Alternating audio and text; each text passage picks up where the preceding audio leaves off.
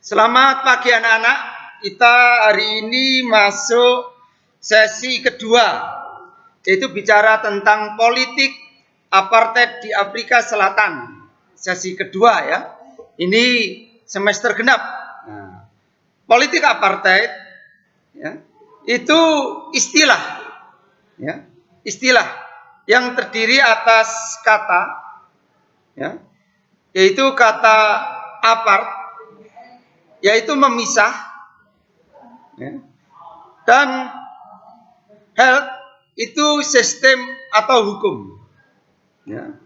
Nah, jadi apartheid itu menggambarkan perbedaan rasial secara tegas antara pemerintah kulit putih minoritas dan penduduk asli yang berkulit hitam mayoritas ya. Nah, Afrika Selatan itu pertama kali dijajah oleh bangsa Belanda. Tapi ya, terjadi perang Boer atau Boer antara Inggris dan Belanda dan dimenangkan oleh Inggris. Ya, dimenangkan oleh Inggris. Nah, kemudian politik apartheid ini dilaksanakan penjajah ya, supaya mendapat perlawanan keras dari Kongres Nasional Afrika yang dipimpin oleh Nelson Mandela. Jadi politik apartheid itu ditolak oleh Nelson Mandela dengan ANC-nya.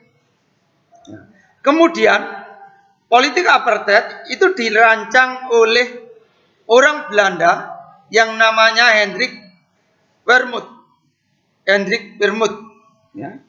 Ini rancangan politik apartheid. Ya. Kemudian Hendrik Verwoerd ini merancang pembentukan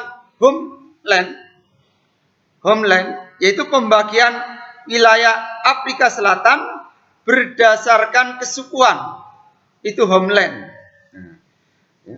Nah, nanti berakhirnya politik apartheid di Afrika Selatan itu, itu mengapa berakhir? Karena dikecam dunia internasional. Terjadi perlawanan yang dipimpin oleh Nelson Mandela. Bahkan Nelson Mandela ini dipenjara 27 tahun. Saat Presiden Afrika de Klerk mulai ada perundingan antara partai yang dipimpin oleh Nelson Mandela dengan pemerintahan de Klerk dari Afrika Selatan. Untuk lebih jelasnya mengenai politik apartheid, kita saksikan filmnya. Kita lihat. Pada kesempatan kali ini kita akan membahas tentang politik apartheid di Afrika Selatan. Tonton terus video berikut ini sampai habis. Afrika Selatan merupakan sebuah negara yang terletak di ujung bagian selatan benua Afrika. Di negara ini pernah terjadi sebuah peristiwa kelam, yaitu politik pemisahan warna kulit dan rasial yang dikenal dengan apartheid dari tahun 1948 hingga 1994. Pada tahun 1496, seorang penjelajah Portugis bernama Bartolomeus Dias berhasil menemukan Tanjung Harapan, sebuah wilayah di ujung selatan benua Afrika. Sejak saat itu terbukalah jalan bagi orang-orang Eropa untuk datang ke Afrika Selatan. Pada tahun 1652,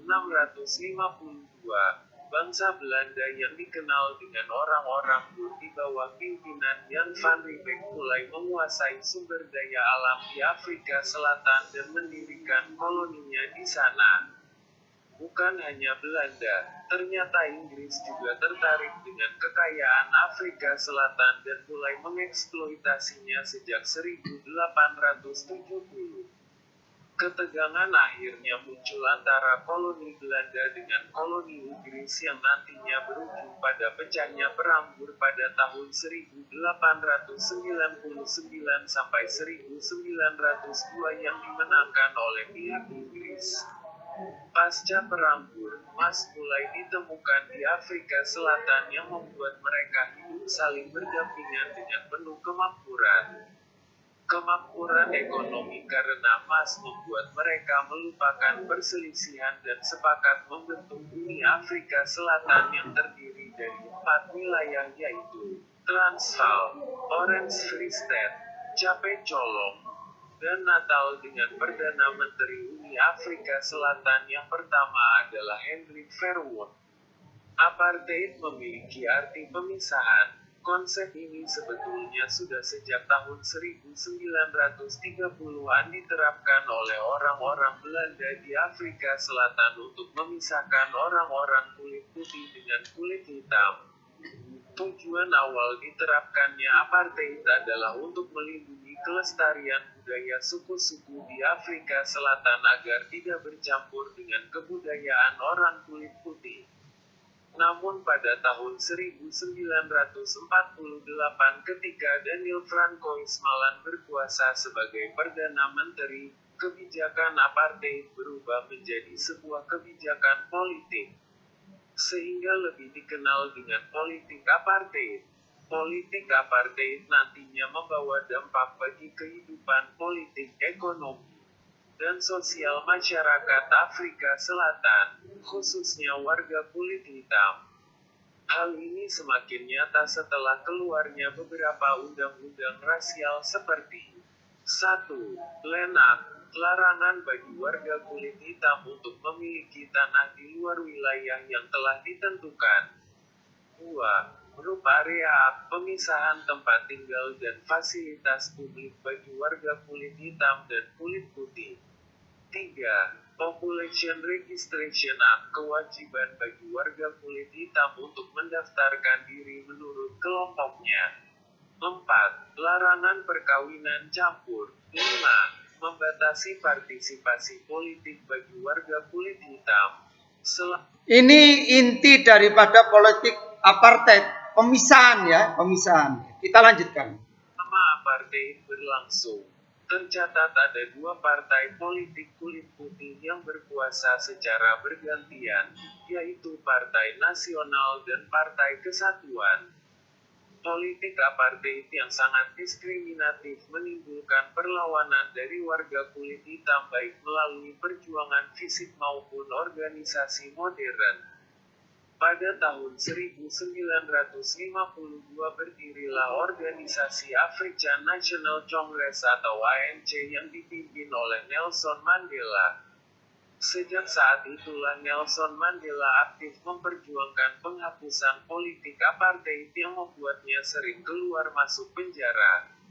Pada tanggal 21 Maret tahun 1960 pecahlah kerusuhan anti-apartheid di Sharpeville yang mengakibatkan banyak jatuhnya korban jiwa dan penangkapan terhadap tokoh-tokoh kulit hitam.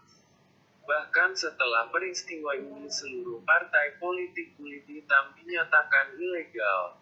Di tahun 1970, dunia internasional mulai memberikan tekanan terhadap pemerintah Afrika Selatan yang saat itu dipimpin oleh Perdana Menteri Peter Willem Botha untuk menghentikan politik rasial di Afrika Selatan. Namun titik terang perjuangan dalam menghapuskan apartheid baru terlihat saat Afrika Selatan dipimpin oleh F.W. de Klerk pada 1989. Setahun setelah de Klerk berkuasa, dia banyak membebaskan tokoh-tokoh kulit hitam dari penjara, salah satunya adalah Nelson Mandela. De Klerk juga menghapuskan beberapa undang-undang apartheid. Puncaknya adalah pada tahun 1994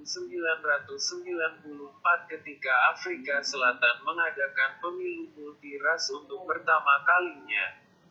Dalam pemilu ini Partai ANC keluar sebagai pemenang, dan Nelson Mandela ditetapkan sebagai presiden kulit hitam pertama di Afrika Selatan. Kemenangan ini sekaligus menandai berakhirnya politik rasial apartheid di Afrika Selatan pada tahun 1994. Di tahun yang sama, Nelson Mandela juga dianugerahi Nobel Perdamaian atas jasa-jasanya dalam menghapuskan politik rasial di Afrika Selatan. Nah Sobat Bos, itulah penjelasan. Baik, saya kira itu untuk sesi kedua tentang politik apartheid, belajar di rumah ya. Selamat pagi, Tuhan memberkati. Terima kasih.